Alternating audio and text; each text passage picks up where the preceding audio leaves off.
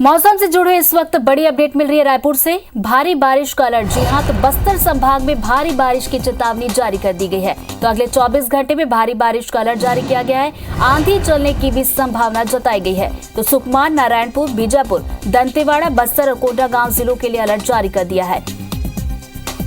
तो मौसम से मिल रही इस वक्त की बड़ी अपडेट हम आपको बता रहे हैं, जहां पर भारी बारिश को लेकर अलर्ट जारी कर दिया गया है। बताया जा रहा है कि बस्तर संभाग में भारी बारिश हो सकती है और इसको लेकर मौसम विभाग ने चेतावनी जारी कर दी है। ये भी बताया जा रहा है कि आंधी चलने की संभावना भी यहां पर बनती हुई दिख रही है। तो सुकमा, नारायणपुर, बीजापुर, दंतेवाड़ा, बस्तर, कोंडागांव जिलों के लिए यहां पर मौसम विभाग ने अलर्ट जारी कर दिया है। वक्त हो चला एक छोटे से ब्रेक का। फौरन लौट रहा, बने रहिए IBC 24 के साथ। भारी बारिश की चेतावनी। अगले 24 घंटे में भारी बारिश का अलर्ट जारी किया गया है। साथ ही आंधी चलने की भी संभावना है। सुकमा, नारायणपुर, बीजापुर, दंतेवाड़ा, बस्तर, कोंडागांव जिलों के लिए ये अलर्ट जारी किया गया है। तो आसामी तूफान के चलते समझा जा रहा है कि बस्तर संभाग में भारी बारिश हो सकती है। इसके मद्देनजर चेतावनी जारी की गई है और अगले 24 घंटे में भारी बारिश का अलर्ट। तेज आंधी के साथ बारिश की संभावना है। सुकमा, नारायणपुर, बीजापुर, दंतेवाड़ा, बस्तर, कोंडागांव जिलों के लिए अलर्ट जारी किया गया।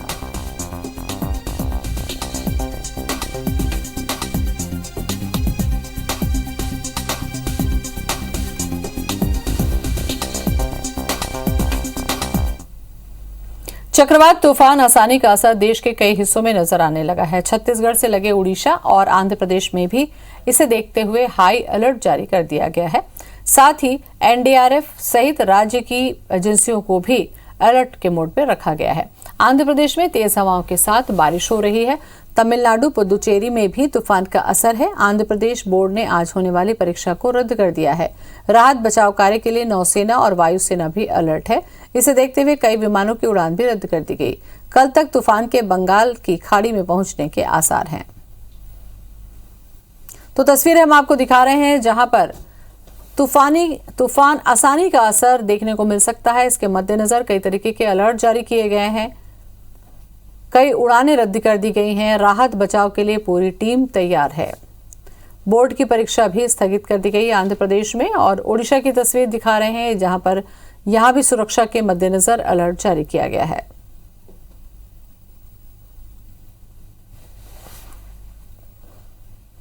और अब बात करते हैं गोल्डन रथ की।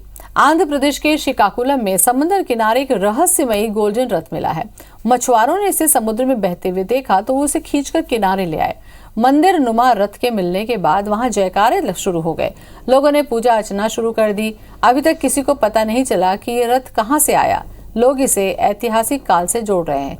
बड़ी बात यह है कि दूर से बहकर आने के बावजूद ये पूरी तरीके से जैसा था वैसा ही है, क्षतिग्रस्त नहीं हुआ और इसे लेकर अलग अलग तरह के अब कयास भी शुरू हो चुके हैं।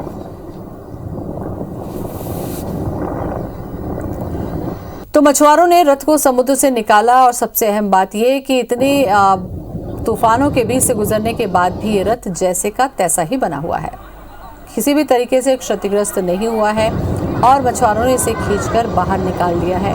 लोगों में बड़ा कौतूहल है इस रथ को देखने के लिए, पर अभी भी समझ में किसी को नहीं आ रहा कि ये रथ कहां से आया है। तो समुद्र में बहकर आया गोल्डन रथ, कहां से आया, कैसे आया, इसकी जानकारी अभी भी नहीं है। लोगों के लिए जिज्ञासा का यह प्रश्न है और इसको देखने के लिए तट पर लोग पहुंच रहे हैं।